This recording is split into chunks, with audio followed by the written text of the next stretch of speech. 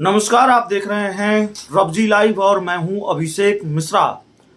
प्रशांत किशोर लगातार जनसुराज यात्रा करते रहे और 150 से ज़्यादा दिनों तक वो बिहार के अलग अलग गांवों में, प्रखंडों में घूमते रहे। प्रशांत किशोर की जनसुराज यात्रा के दौरान बिहार की राजनीति भी खूब गर्म रही। वजह यह रही कि प्रशांत किशोर, जिन्होंने कभी भारतीय जनता पार्टी के लिए भी रणनीतिकार की भूमिका निभाई है, प्रधानमंत्री नरेंद्र मोदी के चुनावी रणनीतिकार की भूमिका निभाई है, जिन्होंने कभी नीतीश कुमार के लिए, जेडीयू के लिए चुनावी रणनीतिकार की भूमिका निभाई है और नीतीश कुमार की पार्टी में तो वो राष्ट्रीय उपाध्यक्ष रहे हैं, वो प्रशांत किशोर जनसुराज यात्रा कर रहे थे और बीजेपी पर भी हमलावर थे। हालांकि उनके हमले की जद में नीतीश कुमार ज़्यादा थे, लालू परिवार ज़्यादा था और लालू नीतीश पर अक्सर हमलावर थे। प्रशांत किशोर अब भी होते हैं और इस वजह से बिहार की राजनीति लगातार गर्म रही।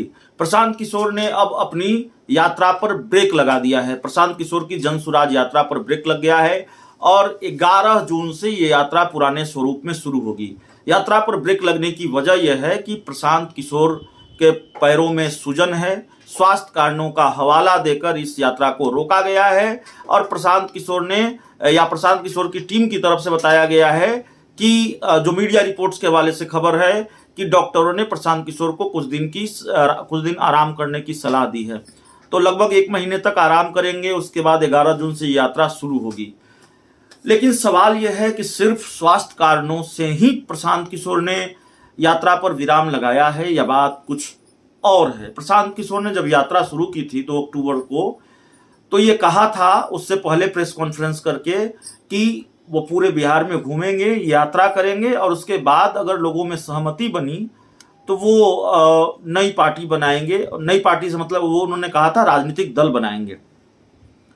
लेकिन प्रशांत किशोर ने हाल के दिनों में इस पर कुछ कहा नहीं है। हाँ, इतना जरूर है कि विधान परिषद के चुनाव में उन्होंने एक निर्दलीय उम्मीदवार की मदद की, शिक्षक निर्वाचन क्षेत्र छपरा से, और वो जीत गए, अफाक अहमद। और उसके बाद प्रशांत किशोर की तरफ से यह भी कहा गया कि 2024 के लोकसभा चुनाव में वो ऐसे ही लोगों की मदद भी करेंगे, यानी इसी भूमिका में होंगे। राजनीतिक दल बनाएंगे नहीं बनाएंगे, इसको लेकर कोई स्पष्ट बात उन्होंने नहीं कही है।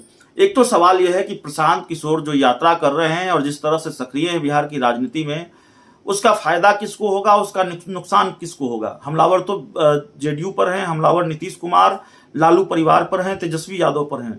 तो क्या बीजेपी को इसका फायदा होगा? ये तमाम सवाल रहे हैं। और जो सबसे बड़ा सवाल है, प्रशांत किशोर की यात्रा जो विराम लगी है, कि सिर्फ स्वास्थ्य कारणों से लगी है या प्रशांत किशोर अब राजनीतिक जमीन भी तैयार करने में जुटे हुए हैं। पॉलिटिकल बात और मुलाकात का सिलसिला भी प्रशांत किशोर का शुरू होने वाला है।